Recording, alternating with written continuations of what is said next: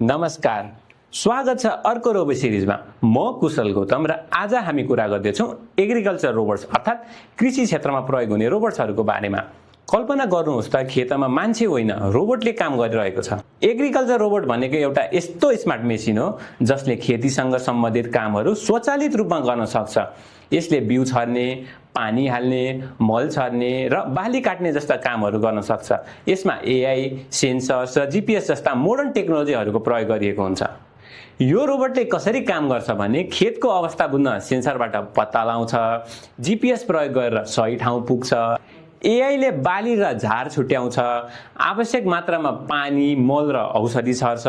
कतिपय रोबोटहरू स्वचालित रूपमा बाली काट्ने काम पनि गर्दछन्। यसरी यसले खेतीलाई छिटो, सजिलो र इफिसियन्ट बनाउनेछ।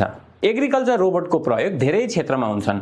खेतीयोग्य जमिनमा, ग्रीन हाउस फार्मिङमा, पशुपालनमा, सिँचाइ प्रणालीमा र ठूला कमर्सियल फार्महरूमा। जस्तै एक ठूलो खेतमा किसानले रोबोटको प्रयोग गर्दछन्।